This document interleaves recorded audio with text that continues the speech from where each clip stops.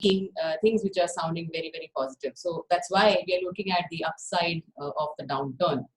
And I see some non-Chennai people here today on the call. I'm really, really, really happy to have them here. Hi, Aditi. Hi, Sahil. Good to see some of my very dear friends here. So the format is as usual. I will speak for about 20 minutes, and then we will have some discussions and keep it as interactive as possible for the last 20 minutes. Therefore, I want all of you to think about what we can deliberate after I finish my so-called monologue. And as usual, no presentation. So let me start with what I was reflecting on this afternoon. So we've been through this, the pandemic for the last 2.5 months, and we're still seeing no end to this seemingly dark tunnel. That's how we are looking at it. But I came across two very, very interesting stories very recently.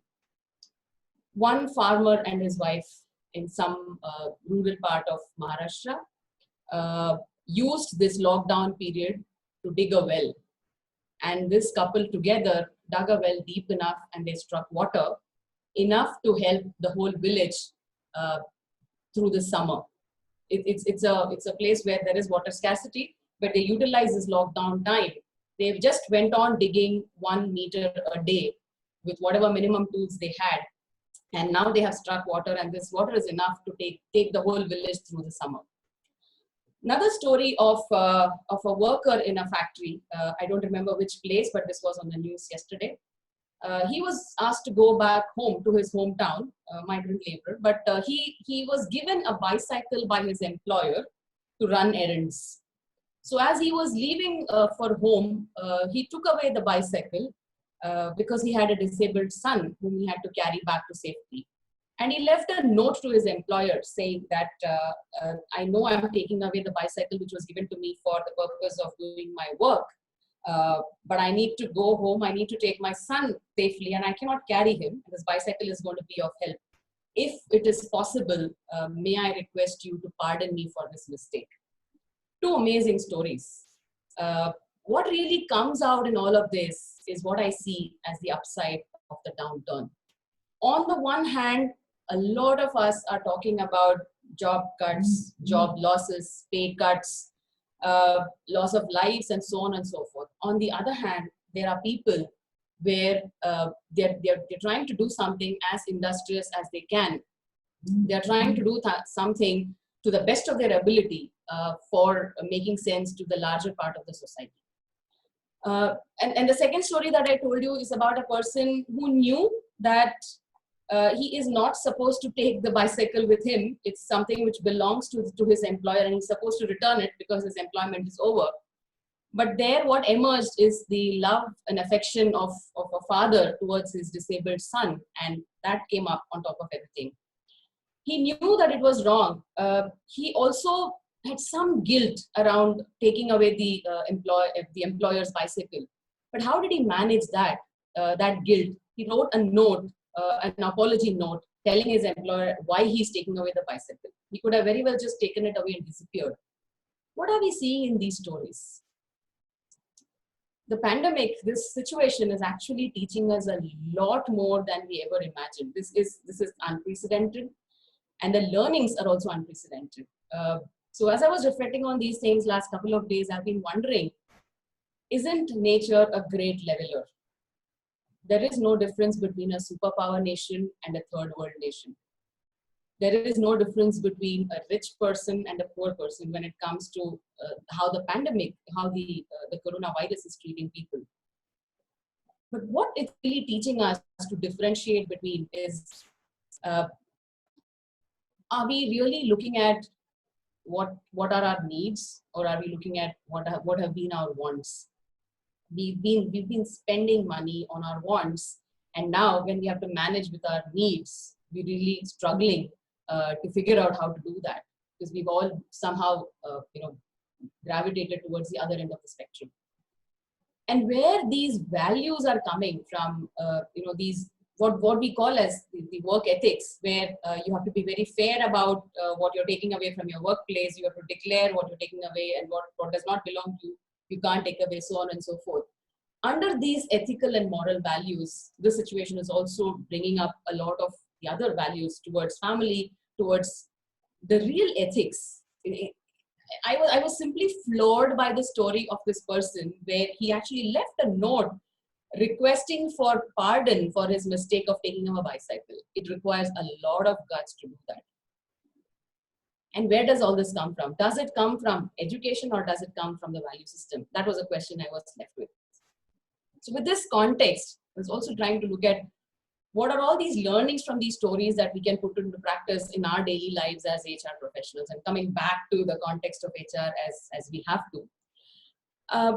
The lessons that we learned about needs and wants, I think that is something which is of prime importance. If you look at the way we have been trying to develop ourselves and our skills all these years, are we looking at what is it that we need to develop as our skills? Or are we just going all over the place trying to learn anything and everything that comes our way? How much of a focus do we have as we are trying to upskill ourselves?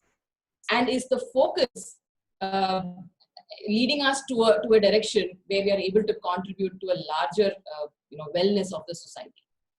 These are thoughts that one needs to really think about when you're thinking about your needs or your wants in your life as professionals. So, does education really matter to bring out your value system is the question that I was really left with. So now when we're coming back to our normal routines, or almost seemingly coming back to our normal routines in some parts of the country, how is the new world going to look like? And are we going to apply these learnings in the post-COVID world? If you're able to do that effectively, and if you're able to change the way we look at things, the change we look at ourselves, if we're able to bring about that shift in our perspective, then we would end up saying that this downturn has left us with an upside in the way we work. So imagine yourself in the post-COVID scenario. Okay? We're all back in our offices. We're all going to be looking at offices in a very new way. I presume that offices are going to look a lot more sanitized. There are going to be lots of, this is purely an imagination, and this is what I'm hearing from a lot of people. There are likely to be a lot of signages around as to what can be touched and what cannot be touched, and where you need to sanitize your hands, so on and so forth. It's going to be an interesting phase to see how long we're able to sustain those. So at that time, I think the learnings from the downturn have to be directly applied. Another thing, this pandemic situation of these 2.5 months have taught us is something that we never imagined that we could do.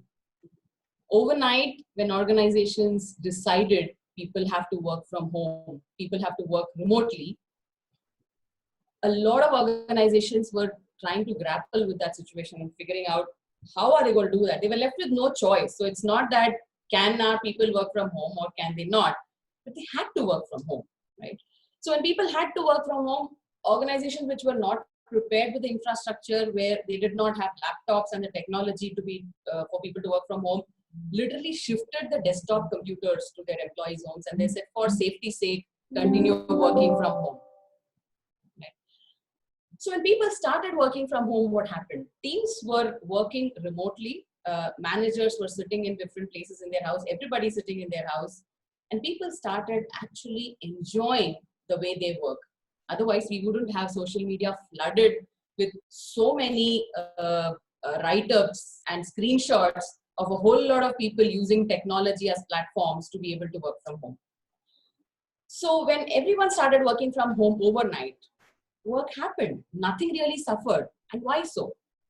Why were those managers who were so used to breathing down your backs, why were those managers suddenly so very comfortable to allow people work from home? What is it that happened in them overnight?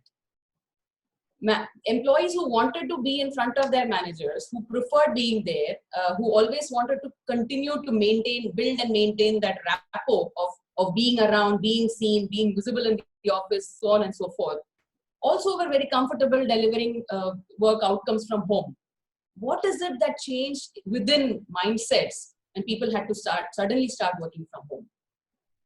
To my mind, I think this pandemic period has opened up the humans inside each one of us.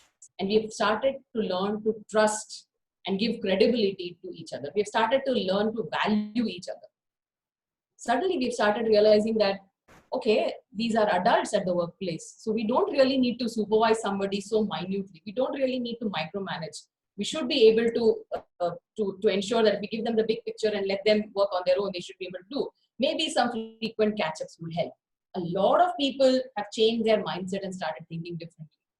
That has been another major upside of the downturn. It has brought in the values of trust and collaboration into the forefront. So, I keep saying that when we're growing up at home, we've been told that, yeah, you have to grow up, you have to behave like an adult, you have to go out there, face the world on your own, take your own decisions, so on and so forth. But when we come to the workplace, we're all the time bound by rules, regulations, policies, procedures, so on and so forth. This pandemic has actually unshackled us most of the time. When you're working from home, you're not bound by the attendance policy, at least not to the extent of having to mark your attendance. You're really not bound by any policy for that matter, because most policies are written and drafted in a way that they're applicable at the workplace. So when you're working remotely, you're not bound. So suddenly we found ourselves having a lot of freedom. We found that at least in cities like Mumbai, Bangalore, to some extent Chennai, we suddenly felt the ease of waking up half an hour, 45 minutes later than usual. A lot of us even got into comfort zones with having to work from home. So while the downturn is still on, while the tunnel is still dark and deep, and we still are not able to see the end of the tunnel or the bright light at the end of the tunnel, we're still having a lot of learnings, which is going to evolve us as better individuals professionally when we get back to our workplaces. The most important thing being treating adults as adults. We've started to learn to trust people in our teams. We've started to believe that people, no matter where they are, can deliver to the best of their ability. We've started being more collaborative. And talking about trust, what immediately follows trust is transparency. Look at the pre-COVID times when people used to work in the offices within teams huddled together. How was information possibly dissipated in most traditional organizations? Let's take traditional organizations as an example, because that's where you will see a stark contrast in how behaviors are changing. So in traditional organizations, information used to be given bit by bit.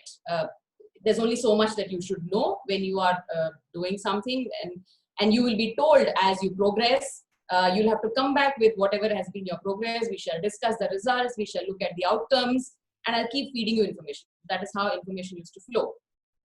But now, remote teams, you have to work. You cannot work with this kind of a methodology. So the big picture people are learning to share.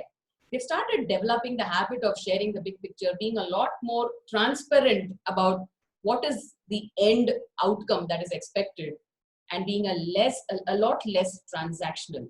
So transparency has come in, and transactional micromanagement has probably come down.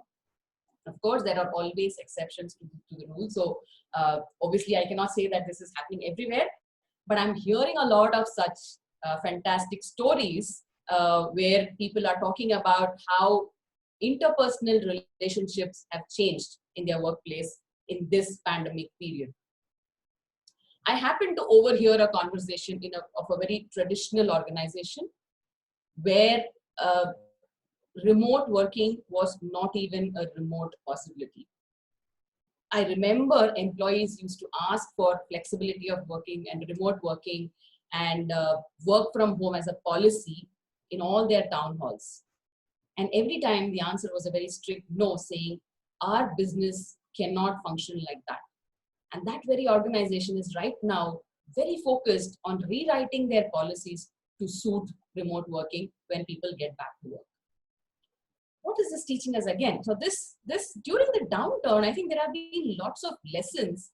And when the whole world came to a standstill, not knowing what to do, the human race suddenly became extremely agile in its thinking and started thinking ahead of what is it that we have to change in ourselves when we have to come back and work in the new normal.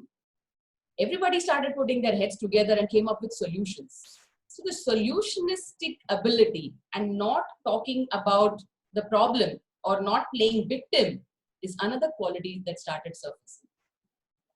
We all had, I mean, we have been talking about what's difficult during the pandemic. We have been talking about all the challenges that we are facing. But somewhere, wherever people are writing stories about their challenges and difficulties, don't we see a tinge of humor coming up? Don't we see a lot of, especially on social media, when people are talking about their challenges, they're bringing in a lot of satire, they're bringing in a lot of humor. Where would all this have been had we not been in this situation? We would have all been in our routine 9 to 5 jobs, which extend on both sides at most times. And we still would be in that daily grind, forgetting that human in us. So the biggest gift that this downturn has given us right now is to get the humans back, which is what we were trying and we were endeavoring to bring in our workplaces for all these years. And I think for us as HR professionals, this is an absolutely perfect timing where we leverage on this behavior, which is already brought into the table by our managers, by our stakeholders within the organization, and build upon it bit by bit, block by block, so that that becomes a culture within the organization. So if you want to build a culture of trust in the organization, I think there are two things. You have to weave together transparency and communication. So whether people are in the office, whether they are remotely working, whether they are working from their homes or whether they're working from wherever they are, if transparency in communication is predominantly there, and communication also exists, the appropriate communication at the appropriate times with absolute unfiltered transparency, I think these two together are the warp and the weft to weave a fabric of trust.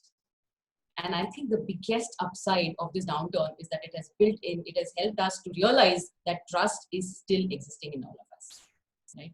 So with that, I would like to end on this note here, but I see a lot of viewpoints or questions that are coming up. Okay, I have something from my friend Binda. So I would like to unmute Binda and so that she can voice her question. Where is Binda? Yes, Binda, would you like to voice your voice? It's so good to see you after so long. Yeah, hi. This is not a question. I was saying that I agree because I'm working with my clients who are a traditional organization, family concern. And I see for the last 2 years, I could see, they're very closed with their information sharing and all. But now in the last 2.5 months, that the kind of Zoom meetings that we are having, virtual meetings, and I see the communication and information being a lot more transparent, and it's helping the organization. Absolutely, absolutely. And from your experience, I would like to hear from you. What is it, do you think, that has made it so possible and so easy? Because I know that you have worked extensively in the oil and gas industry, which is a very, very traditional organization, and now you're also working for such. So you have seen it all, right? So I want to hear from you. What is it that has really made it? Now, if in current scenario, I'm talking only about the client I'm working with, which I just said that they are a traditional 76-year-old organization, but they keep information closer. They have reasons for that, because they are into trading and things like that. And at very senior level also, they are hesitant to share everything that's happening in the organization. So they would give information in bits and pieces.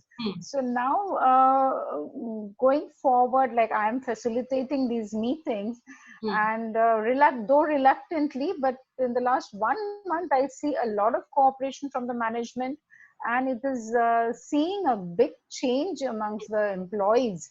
They are going all out, working 12 hours, 14 hours, punching orders until 10 in the night and all that. So we can, like you said, building of the trust is happening. Exactly. So that is really a change that I see. The best part is when trust gets built, people they're not required to be told what they have to do. A lot of volunteering is happening, as I can see. I hear some of the stories from friends here who are already on this call and whom I've met elsewhere. And yeah, good to see you, Mihir. That's quite a surprise. Is there anything that you want to share?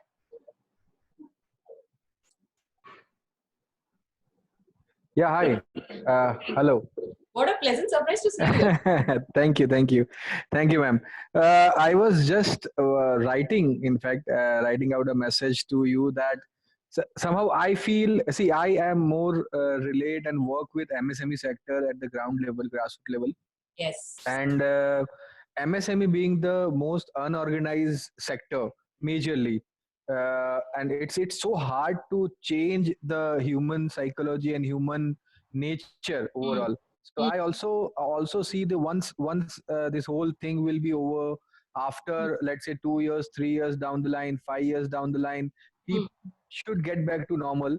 Trust is a very difficult thing to get into your habits, and I somehow feel MSME sector will see lot of challenges Uh-huh. into getting into this new normal. Mm, But yeah, the perspective as of now, mm. people have no option but to trust.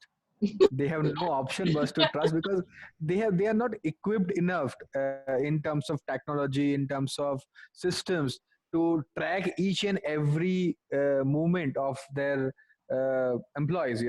So that's what I wanted to share, in fact. You brought forth a very interesting and a slightly contradictory point, and thank you for True. bringing that up because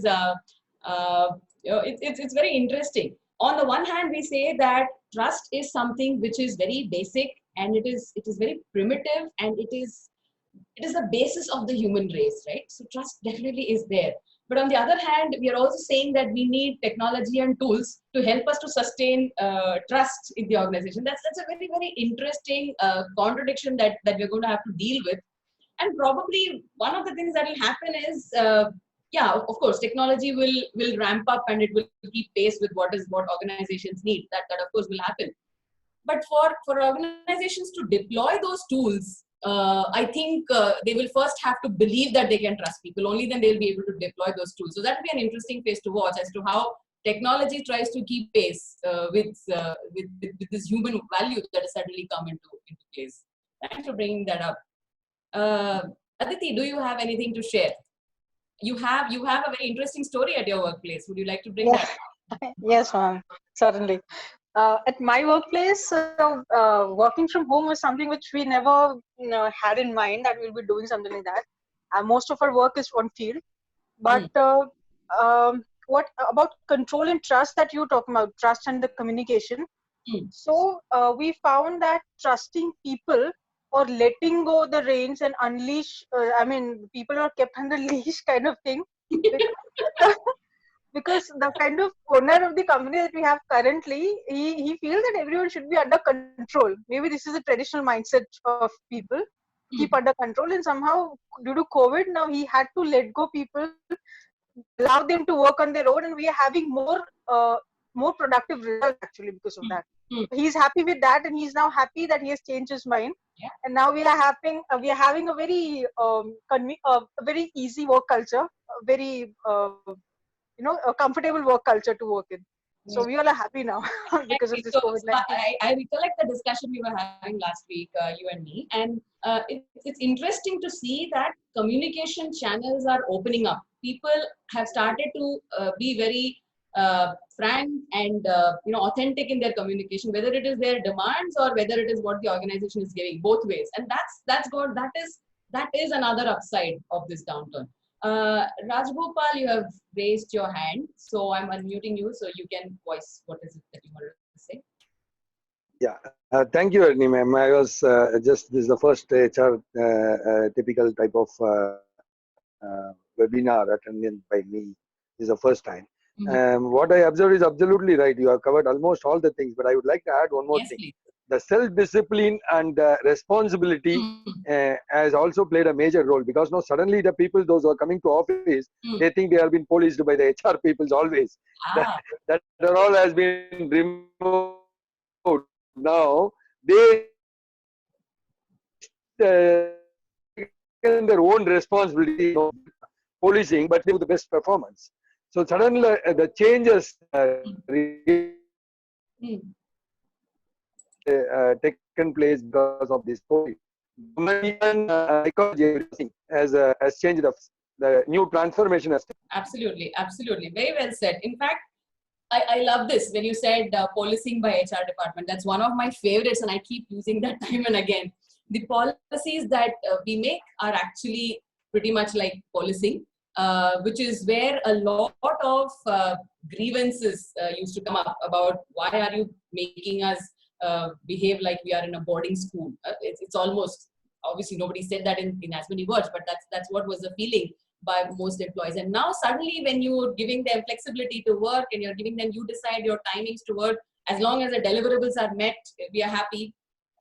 It's looking like a whole new world. So that's where so when there is trust on the one hand, trustworthiness also comes. So when organizations have started to trust their people, people want to be trustworthy towards their organization. So self-discipline is also starting to show its head somewhere.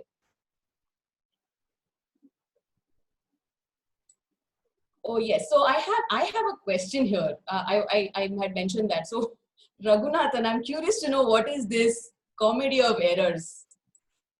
Oh, can I? Yeah. Comedy of errors is really continuing. I thought it stopped there.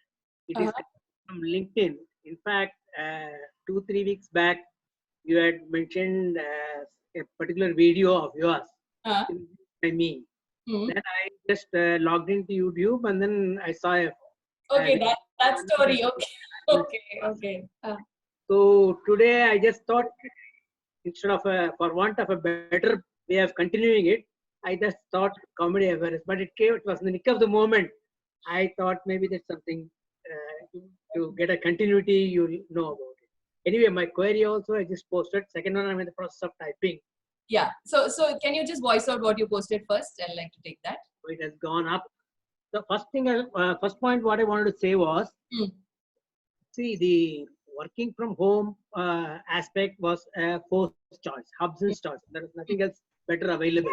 It's not that all the senior bosses turned very noble or saintly overnight and then they allowed others to work. The next best situation for any company would have been to maintain a simple standstill. And that was not really an option for any progressive thinking. Even whatever be the limitation or whatever was there, it was just forced necessity. Even before anyone knew what was happening, that came upon their heads. Most unfortunate people were those who did not have a proper internet connection with the proper bandwidth, and some might not have had a laptop or something. But even with smartphones and all, people have managed and come out very well in this. Situation where the necessity forces the people to invent and come to new paths. Okay, now that if I have time, I'll continue verbally the second question also. Yes, please. This is regarding the second question is related to the second story that you narrated.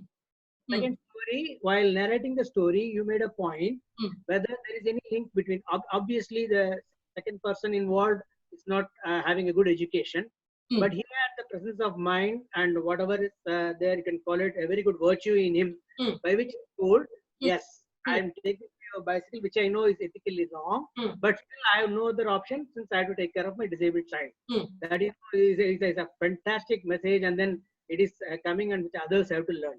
In my view, education and value system are mutually independent. Absolutely. Not necessary that if somebody is very well educated, we normally confine it to the academics only. On the other hand, people who are not educated but who have been brought up with values by their parents, or they would not have had any teacher, obviously, because they would have gone to school and had teachers. Yes. So these people who have been brought up with their value system, they cling to that, and then that serves them well for their lifetime. This is what I would very well said. That's precisely the point. Sorry, we're taking more time on it. No problem. That's precisely the point I was trying to make, that this person's ethics is so high that he knows there is no other option. Therefore, he takes away the bicycle, but he has the courage to tell his employer why he has done it, and also has the courage to ask for pardon. And I mean, if I ever get to meet that person, I will salute him. I mean, that's what it is. Sure. Certainly. Yeah, that's an amazing thing. Thank you so much, Raghunathan. So I didn't know it was you, so now I understood the comedy of it. Okay. So we have two people who have raised their hands. I would like to give them a chance to speak up first. Can we take Mahalakshmi first? I'm unmuting you. Yeah, thank you for giving me this opportunity. this work from home option has taught us many things. Okay, as a, being a women, it has made us to balance between our household works and with family and all our work. So when it comes down to the work, and we feel like we are more committed nowadays. It's not just like with the working hours. We have certain working hours. We shut down our systems and come back home, and we'll just think of the thing only when we go on the next day morning. But Yes. now we feel like we have to finish this work, making our kids sleep, because I have a 2-year-old kid. So I make it like I make him sleep, come back, open my laptop, finish up work, and then go to sleep. So this gives us a commitment towards work, and which, as we all discussed, that's the trust which we are able to get it Correct. from our managers. Okay, this is thought as a new value for a work also. Otherwise it will be like, okay, work from home option and the pressure and all, but now this pressure has taught us in a different way. Yes. And one more thing is like this work from home option also taught us now to be like stable with our financial things. Usually we used to spend a lot of money whenever we go and look in for the Amazon or Flipkart. Now even the other side of commitments like financial is also coming down. We are able to understand which is important, which is necessary. That thing on the other hand, it is taught us. And with this to what you call, when we come down to that placing a student or when we hiring a candidate, here it will be like completely in the online sector. So we feel like there will be no bias. It will be completely on the talent based, because there's no going to be any recommendations and nothing, no influence, no references. It's completely online, because you're not going to do anything other way. Yeah. Right. So I think this work from home option has given a new vertical of thinking. It has. And even some MNCs have also thought of like TCS. I heard recently 25-25 like bottle secure proportion, wherein 25% of the people will be working in the from in the only it will be like reducing their infrastructure, their time of commuting to the office. Yes. All these things will be reduced, I think. So it will give a new coming down to the office after this lockdown. Many surprises will be waiting for us. Actually, another big, as I'm hearing all of you contributing into this, I can sum it all up into one sentence saying one of the biggest upsides of this downturn is it has given all of us to think about possibilities. So instead of thinking about challenges, we have started looking at possibilities. So getting a solution to things is what we're looking, and that's an amazing thing. That's a very, very forward thing. I think that's another big upside of this downturn. Thanks for bringing that up. Dr. Jayakumar, you've raised your hand. So can you please voice out what you wanted to say?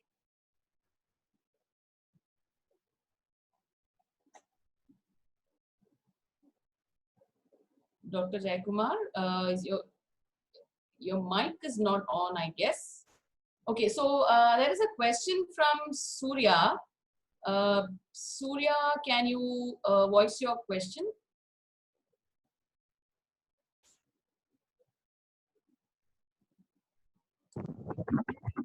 Surya?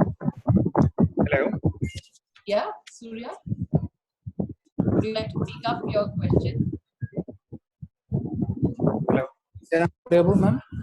Yes, yeah. Speak up your question, please. Okay. You're talking about recruiting. Exactly. So Yes. what we are facing for the last 2 months is like, as you know, like we got plenty of candidates from different higher-based companies, startups, everyone. But what is the problem we newly face is like onboarding your peoples, because as you know, like it's going to be purely virtual. So we do not have control on each and every candidates we had on. So like some people are very smart, getting 2 offers, working for 2 companies.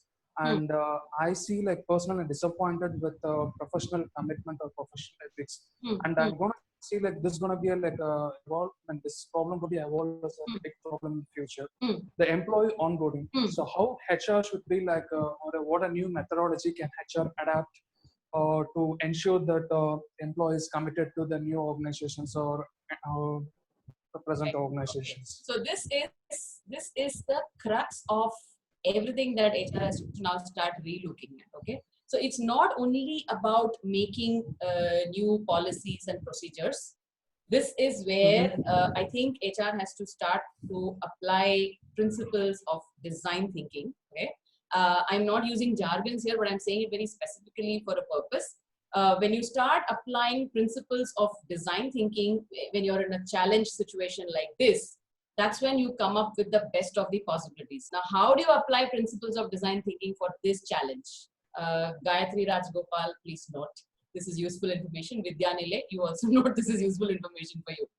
Right. So when you apply your design thinking process towards this onboarding procedure, you actually have to go back to your audience, your target audience, who will form your empathy population, and have a conversation with them as to what is it that, I mean, have those, get those insights from them as to what is it that they expect in this onboarding. So your hiring managers, your leadership team, your people who have already joined your organizations, that could be a real life sample. Candidates who are willing to join, who are about to join, all of them, try to understand what are the challenges and what is it that they expect out of this. Ask very typical, how might we kind of a question. So that's a very typical kind of a question which a design thinker would ask. Ask those questions, gather those insights, and you will create your problem statement in a better way. That will automatically throw up a design of a new methodology of onboarding for you. Okay. Because one size fits all never works. So what works for one organization for onboarding may not necessarily work for the other, because the demographics are different, the kind of people who join are different, the cities from where you hire are different, so on and so forth. So obviously you cannot have one size that fits all. But if you apply this methodology of design thinking and get it from your stakeholders themselves as to what is it will work, then this is something which will be sustainable. If you're really interested in knowing more, you can always connect with me one-on-one. I can help you through it. Sure. Yeah. And the major problem, as you said, is design thinking. But I see, like, I mean, my personal opinion is like our human interaction is going to be like a main business. I mean, our human business. But when it's going to be a virtual and when it's going to be like a work from home or from anywhere opportunity. So this design instruction, for example, like I'm a HR of one company and I'm going to like engage with a new employee. So of course, like there is a huge difference in the personal interaction and the interaction in a Zoom or virtual, right? So I think the design thinking process should also be like adapt to everyone, not only for an HR people. The whole crux of design thinking is that the empathy is the most crucial stage where you will actually understand what is it that will work, and then you design your entire process through it. So when you start applying that as a tool, as a methodology, you will come up with something which will be effective, right? So if human interaction is what is bothering people, if that is the biggest ask, that's one of the insights that you will gather in those conversations. And you will definitely come up with a process which has more human interaction. You'll identify a tool where human interaction works. But if you do not do that empathy conversation, if you do not find out what is it that your audience wants, you'll end up doing a process of onboarding, a new process of onboarding, which you think is the best. Okay, it may not suit what your audience wants, and then it won't work. So it's always when you do such a big 180 degrees change of your processes and procedures, it would be a great idea to go back to your audience, get some empathy insights from them, and then you design it. So start with working on your onboarding piece itself, understand what your organization wants, and design it accordingly. It should work. Exactly. Thank you. Thank you. Okay. We have a few more people who have raised hands. Ramesh Kumar. Ramesh Kumar, I'm going in the sequence in which the hands were raised. I'm just trying to, yeah, Ramesh Kumar. Hello, yeah, madam. Yes, madam. Yeah. So I don't know whether my question would be might relevant to this, webinar, but I had a couple of questions running in my mind. So first thing is, as you were saying about, one thing is this remote working or work from home it was a myth, right? So not all the companies were really appreciating, not all the managers. My first question, thought that I was thinking is because it's been in the HR industry, there are a lot eminent experts are all there, but not all the companies were able to convince their CEOs or the heads to take this work from home as an option. But I don't know how this COVID made it possible. That isn't such a big. I don't know. That's something that's running in my mind. Second thing is, if work from home, connecting to that, if work from home initially, because one of the organizations that I have connected with us, initially when I get into the organization, they had strict policy called there is no work from home. Yes. So yours was an organization which did not even remotely think that remote working is possible. Yeah, exactly. No, yeah, yes. True. Yes. Now the entire organization working on the way. So I don't know how what made the change their minds. That's something that I wanted. This is what is the classic example of people resisting change because of a mindset. Okay, so we've been, like I mentioned when I was speaking, is we've been on this attempt of changing the mindset for the last several months or years, but that we could not do it. But at some point, I think that is what is the upside here of this downturn, is it has helped in changing that mindset. People have started looking at things upside down. We never thought about it in the past, but now we started looking at it upside down, maybe because of desperation. So be it. But the outcome is an upside. In this downturn, the upside is mindset change is already triggered. So now, in such organizations, when the candidates who are coming on board are requesting for work from home, these organization decision makers will not be in a position to say convincingly that this policy does not exist, it won't work. So the mindset change is already, and that's an amazing upside of this downturn. Yeah, thanks for bringing that out. Archana, so I'm just conscious of time, so I'm just quickly running through people. Archana, I'm unmuting you. You've raised your hand. Can you voice? Hi. Good evening, all. Thanks for this opportunity. I've been enjoying the session, but I was a little wondering if my organization is a little bit different, because I keep hearing all of you, stating that the employees started enjoying, and it's a upside of the downturn and so on. But then my set of people, my set of employees want to come to office, and it's like, when is this lockdown going to get over? And I would like to come to office, though the organization have now decided that going forward, we will have 60% of the employees working from home, only 40% will be coming to office. Even if the office is not opened, I find few employees coming down to office, just looking at office and going back, taking a picture and saying, please open the office, we would like to come and work at office, and kind of stuff. So I found a little different dimension of people here, though a lot of companies were seeing people enjoying their work from home option. Because I felt it could be because of the kind of engagement they had when they were personally in touch with on an everyday day in and day out, and the kind of relationship people had every day, be it with the directors, be it with HR, be it within them. So that's something which I think I need to strategize to convince them that this point of at this point of time, or any time going forward, working from office concept is going to be no more kind of a stuff. It's a different dimension that I've been going through. Yeah, thanks for bringing that up. Interesting. So I move on to Gayatri Ramadas. You've also raised your hand. So Gayatri, what is it that you want to say? Hi, Harini. First of all, thank you so much for your wonderful session. So, I'm basically from a different industry as such as a media post-production industry. We work on basically the movies after the production. So, industry, basically the work from home is nowhere a thought to us. So, it's an impossible task for us. Yes. Correct. So when initially the lockdown was announced, it's like we were actually left in the middle of the sea, don't know what to do. And post to that, we had figured out, as you said, we didn't have a work from home setup, and then we had to shift the desktops to the people.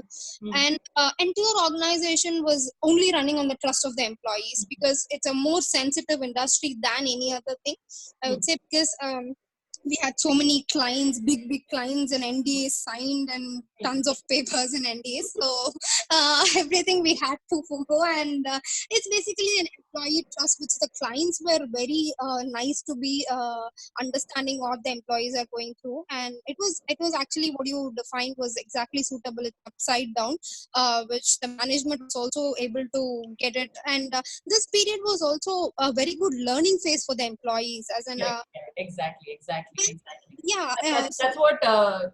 Raghunathan has said there. That the one upside is that it covers Stephen Covey's 7th habit, sharpen the saw. So all of us got a lot of learning in this. Not just the courses that we did, or the skills that we learned. We actually learned a lot through introspection itself.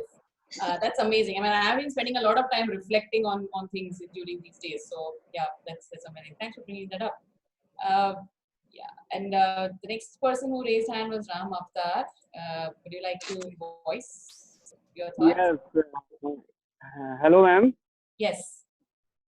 Thank you for organize this Zoom meeting. Yeah, you First have of to all, ma'am, thank the Career Connections group for it. are you listening? Yes, tell me.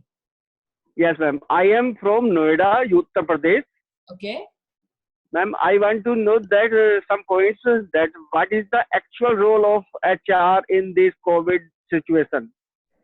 And second is this situation is very hard for how to cost cutting for employees.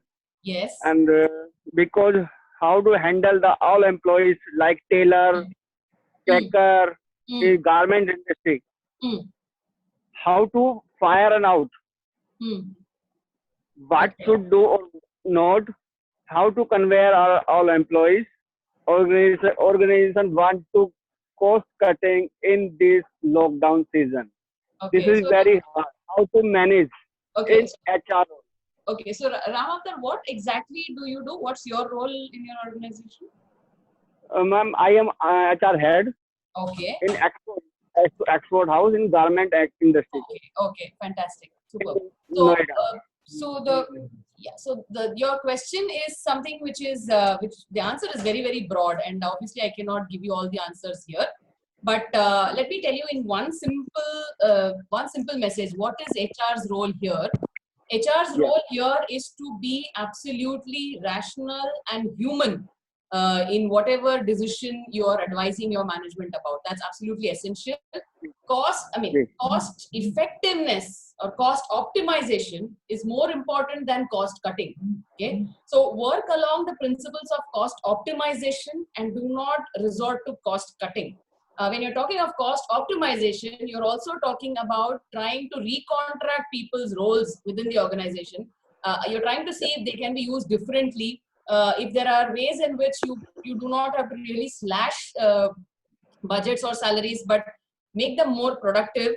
Try to advise your business on, can you look at opportunities at the time of threat? Okay, like an example, one garment manufacturer in Rajkot, he knew there's going to be no orders for dresses, okay, for garments, but he had the infrastructure. With some minor modifications, he went ahead and started manufacturing personal protective equipment and masks, face masks, because he knew there's going to be a demand for it. So think agile, look at how your business can change, and HR should be that advisor to the business to do that. HR is not meant to be a paper pusher. Okay, so let's get into that advisory role. Let's bring the principles of agile working within HR and convert the threat to opportunity. But I'm really would be very happy to help you through this journey. So feel free to connect with me, reach out to me, and I can give you a lot of advice going forward. But don't want to take away all the time here. So, but I'm very keen on helping you through this. So you can reach out to me. Okay. Thank you, ma'am. But this lockdown season is very tough for. It is very tough. It is tough. All owners. Very true, and that is precisely why one of the things that I'm doing is helping small owners to really come out of this. I'm helping small business owners to reboot their business, and that's exactly why I'm saying reach out to me. I'll be able to help you through these challenges in a methodical manner, because it's not possible to answer all your questions right away. So feel free to reach out to me. Yeah. Right. Okay. Yeah. So thank you, ma'am. You're welcome, and thanks for joining all the way from Noida. Wonderful. We are 10 minutes over time, but I'm so happy to listen to everyone's thoughts. Rajgopal says it's time for us to become good counselors. Yes, that's the role of HR. Become good counselors to management as well. Like I told Ramavtarji, fantastic. Yeah, I think no more questions. So Gayatri, Prakash, are we ready to sum it up? Yes, ma'am. And it's well eaten into people's dinner time as well. So I think we should sum it up. And exactly. And every question deserves an answer, like I always say. So if anybody has questions, please feel free to reach out to the organizing team or to me via LinkedIn or whatever, and questions shall be answered. Okay, over to you, Gayatri.